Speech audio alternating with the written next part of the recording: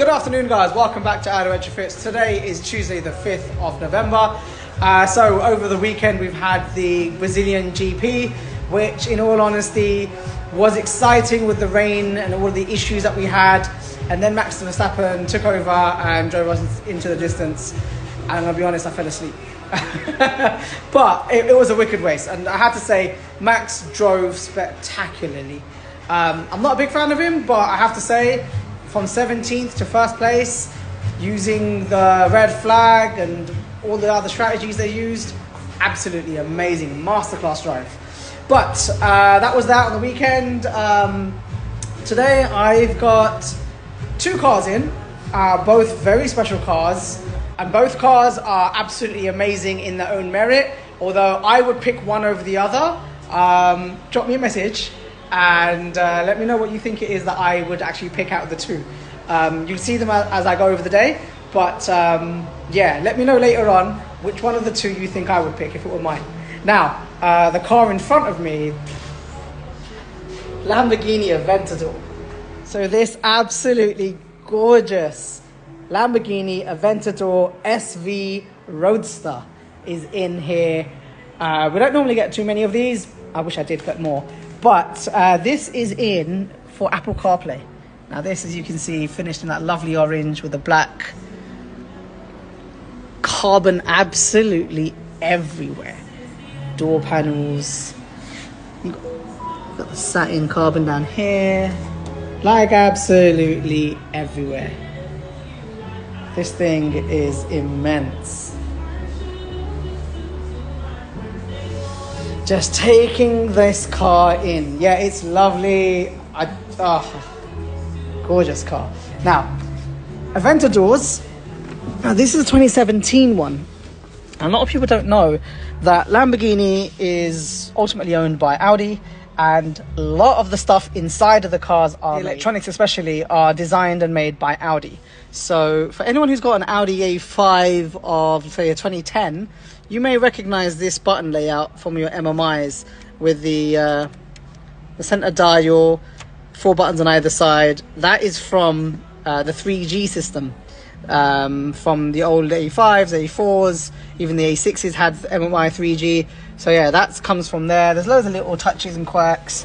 If I put the door down, the mirror switch resembles something out of an Audi A3, A1, even the door lock. So Audi do a lot of the electronics in these cars. This is obviously Lambo.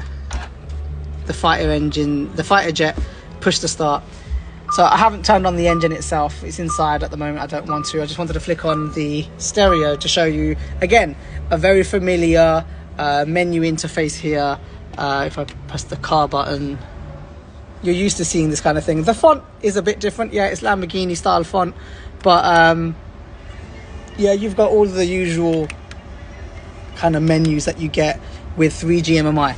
So now the car is in for Apple CarPlay because this car of the MMI 3G never had CarPlay. Digital cockpit looks a bit different. But yeah, it never had CarPlay on these systems. So we are going to be upgrading the system to put an Apple CarPlay and Android Auto kit into it. It's both a wide and wireless option. We're going to try and do it in a way where it's beneficial to how the customer asked us to do it. Wants a cable to show this way rather than in the glove box. I'm going to try and do that.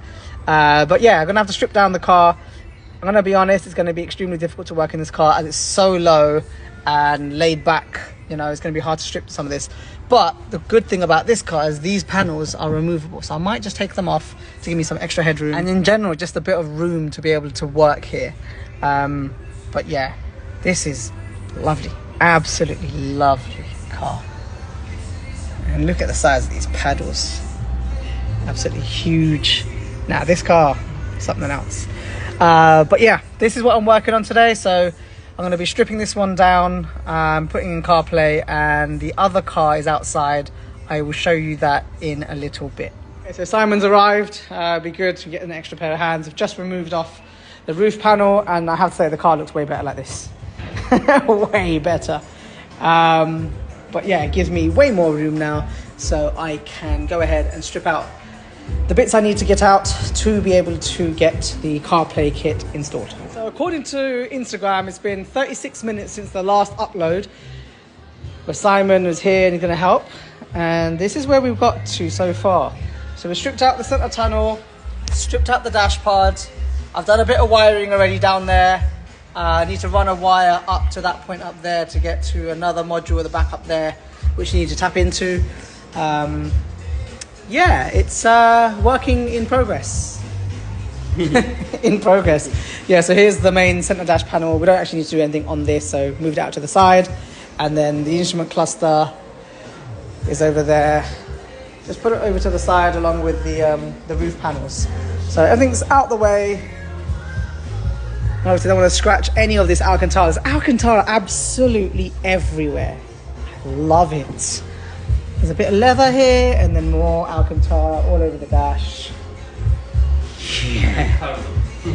Down on the Lamborghini. It is now 3:55, almost 4 o'clock. Simon's just stepping out because he's on a phone call. He did just get us lunch though. We've got burger and chips. I'm not going to eat yet. I need to get this one out of the unit first. Don't want any greasy fingers. So yeah, the Lamborghini, we're done. Took a little while, but got there in the end. Stripped everything out. Now it's all back together. All faults cleared. Ugh. Yeah, so you sometimes get some faults when things are stripped off. But that's all cleared. It's all good now. Parking brake light and engine management light is on because the engine is off. Oh, does that? Turn the engine on, that will come.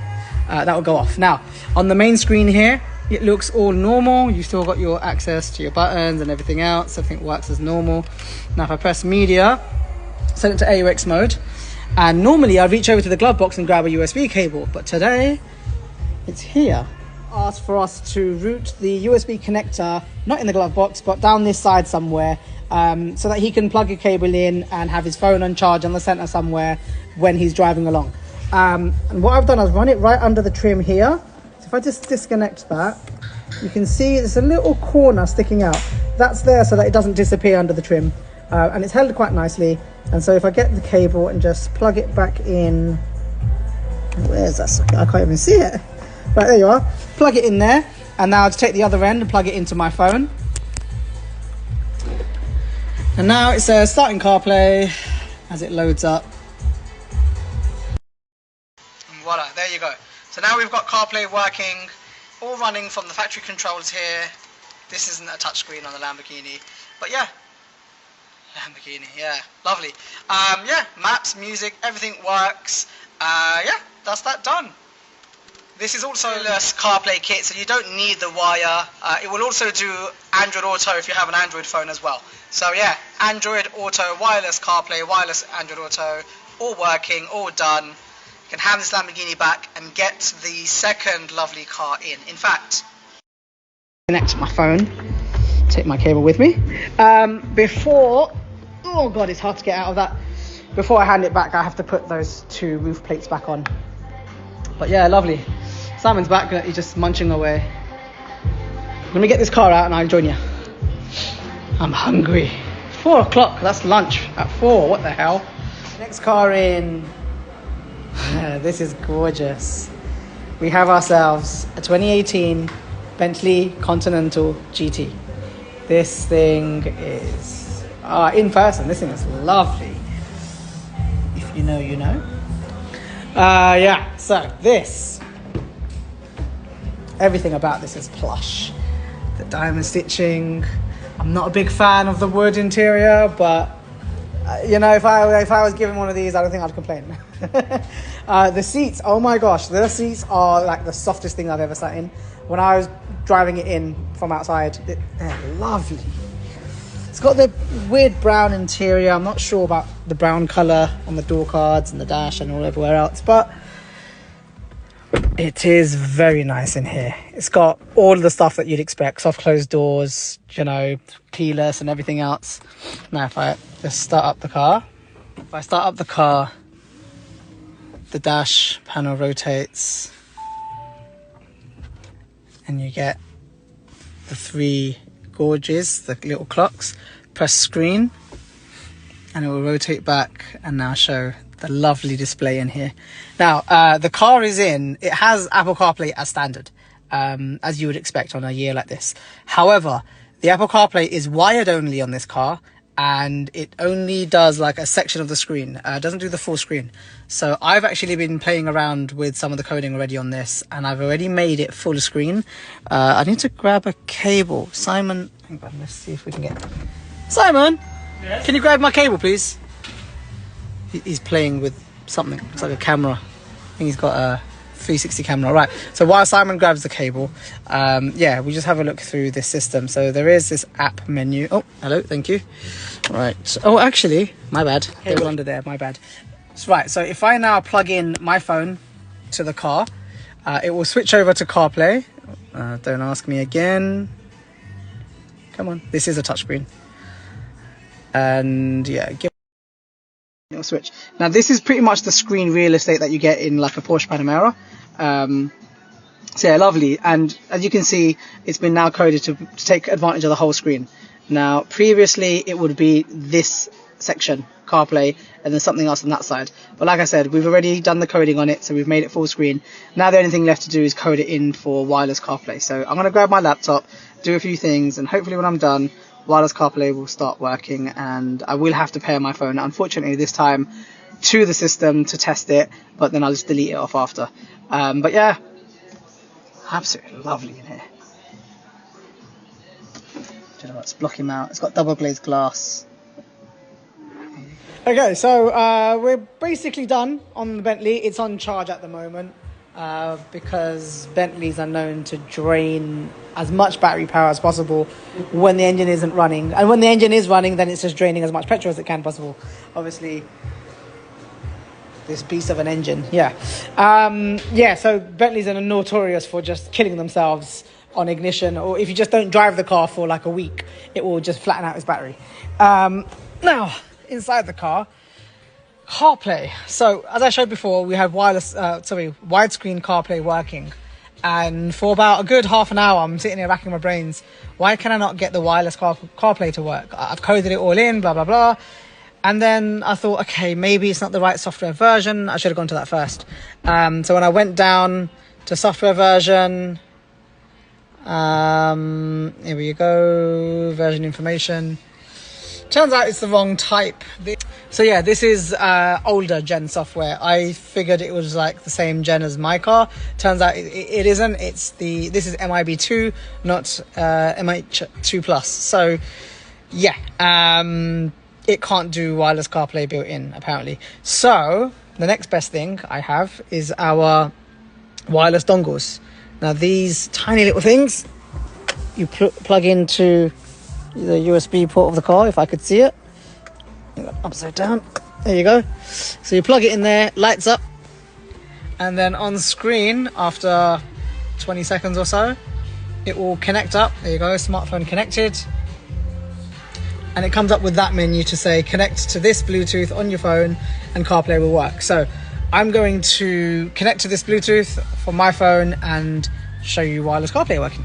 Right, so done on the wireless CarPlay pairing. So my phone, this very iPhone, is connected to that system via the dongle. So you can see the dongle's gone green because I'm connected. The cable here is not connected, and they're the only two USB ports in this car. And so yeah, wireless CarPlay, you can see up here, I've got the orange thing going on around the time, which means I'm recording at the same time. And it works. You've got full screen access, working perfectly. So yeah. This is the way to do it on an older system, and these dongles are available for pretty much any car that has wired CarPlay as factory. You can just plug one of these dongles in and that's it. Now you're connected, but you're wire free.